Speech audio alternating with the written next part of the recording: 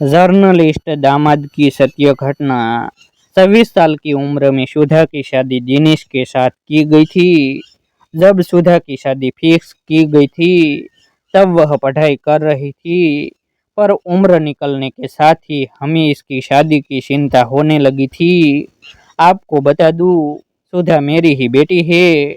जब दिनेश हमें मिले तो हमें बताया गया था कि वह एक जर्नलिस्ट है। मुझे तो पहले पता ही नहीं था जर्नलिस्ट क्या होता है। जर्नलिस्ट माने वही जो पेपर में न्यूज़ छापते हैं। मुझे सिर्फ इतना ही पता था, लेकिन बाद में मुझे पता चला जब सुधा के पापा ने मुझे बताया कि जर्नलिस्ट की काफ़ी पहुंच होती है। इनका काम सिर्फ पेपर में न्यूज़ छापना नहीं, बल्कि और भी बहुत कुछ होता है। और इस बात पर मुझे यकीन तब हो गया जब शादी के कुछ समय बाद सुधा की तबीयत खराब होती है। एक फ़ोन पर ही शहर के सबसे अच्छे डॉक्टर मेरी बेटी और दामाद के घर पर थे। हम कहीं घूमने जाते या कहीं दर्शन करने जाते तो हमें कभी लाइन लगाना नहीं पड़ता था। हमें कभी भीड़ का हिस्सा नहीं रहती थी।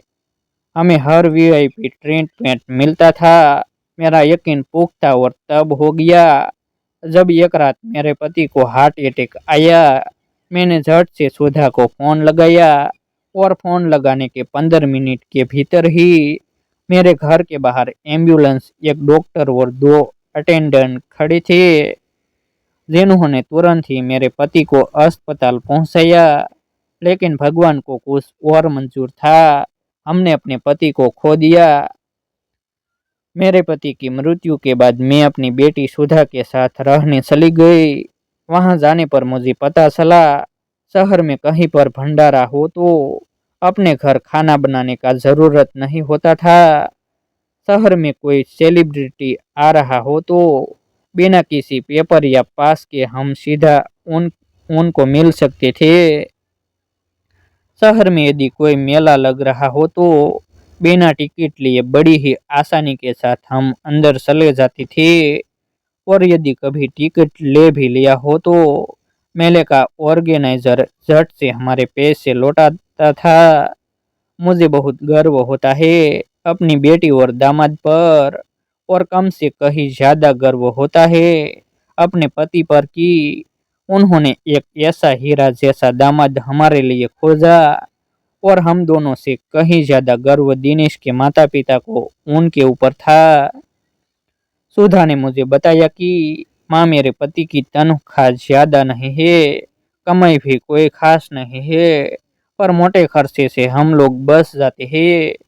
इसीलिए जितना भी आता है वह हमारे लिए काफी है। कुछ साल बाद सुधा को बेटी होती है और हम लोग फिर से एक बार खुशी के माहौल में डूब जाते हैं। कुछ साल में बेटी बड़ी होती है तो उसका नाम स्कूल में लिखाया जाता है। स्कूल भी कोई छोटा मोटा नहीं था, शहर का सबसे बड़ा स्कूल था। मुझे आज भी याद है कि जब स्कूल में एडमिशन हुआ उसके 2 दिन बाद ही स्कूल के प्रबंधक ने दिनेश को बुलाया और उन्हें बोला कि फीस देने की कोई ज़रूरत नहीं है, आप सिर्फ रजिस्ट्रेशन चार्ज दीजिए।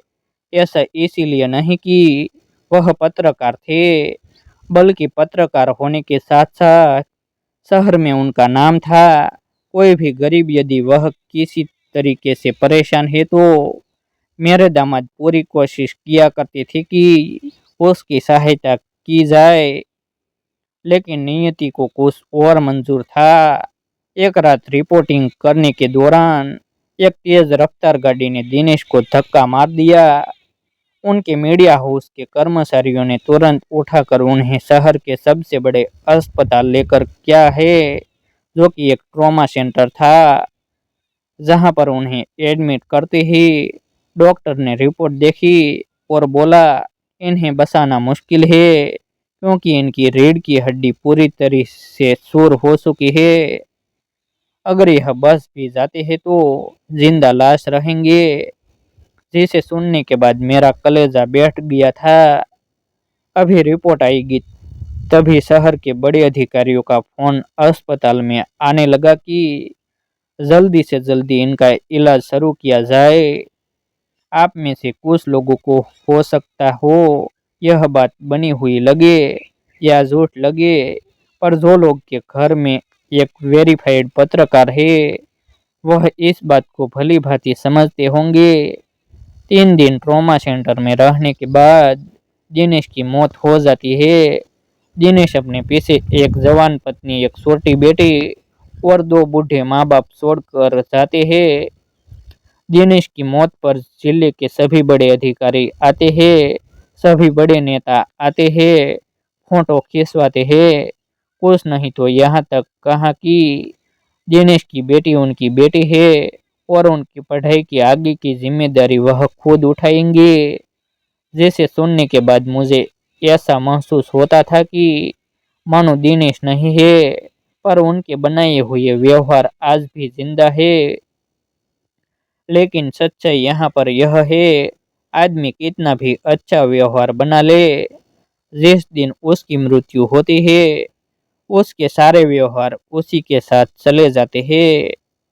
दिनेश की मृत्यु के 6 महीने बाद हमारे घर कोई भी नहीं आता। स्थिति यह रहती है कि खाना की भी समस्या होने लगती है।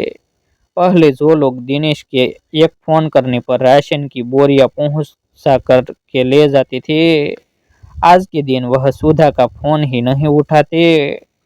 काफी समय तक सुधा और उसके परिवार के लोगों ने फाइनेंशियली दिक्कतों का सामना किया और 2 साल बाद सुधा ने अंत में हार मानकर एक प्राइवेट स्कूल में मात्र 15,000 की नौकरी की।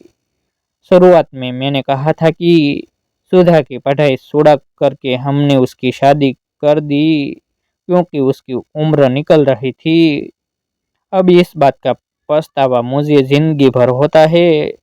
अगर सुधा की पढ़ाई पूरी हुई होती तो उसे किसी छोटे स्कूल में 15,000 की नौकरी करने की जरूरत ना पड़ती। पढ़ाई और कैरियर के चक्कर में लोगों की उम्र निकल जा रही है, पर मैं सभी लोगों से यह कहना चाहूंगी, उम्र निकल रही हो या ना निकल रही हो, आपकी बेटी इतनी सक्षम होनी चाहिए कि यदि कल को उसका पति ना रहे तो भी उसे खाने के लिए मोहताज न होना पड़े। भले ही आप कितने बड़े घर से हो, लेकिन आत्मसम्मान की रोटी अपनी ही कमाई से मिलती है। जो दिनेश की एक फोन पर सारा काम कर जाते थे, आज के दिन सुधा का हाल पूछने नहीं आते। हमारा पूरा परिवार दिनेश के भरोसे था और दिनेश के ऊपर पूरी तरीके से निर्भर था, पर दिनेश के जाने के बाद हमारा परिवार टूट गया। मैं उन सभी माँ से गुजारिश करना चाहती हूँ जो यह सोचती है कि पढ़ लिख कर बेटी क्या करेगी, तो उसका जवाब यही है, भगवान ना करे जैसा मेरी बेटी के साथ हुआ वैसा किसी और की बेटी के साथ हो, पर भविष्य कोई नहीं जानता। हमें इतना सशक्त बनाना चाहिए अपनी बेटी को कि कल को यदि उसके सपोर्ट में कोई भी ना रहे तो भी वह 2 वक्त की रोटी जुटा करके सम्मान के साथ खा सके।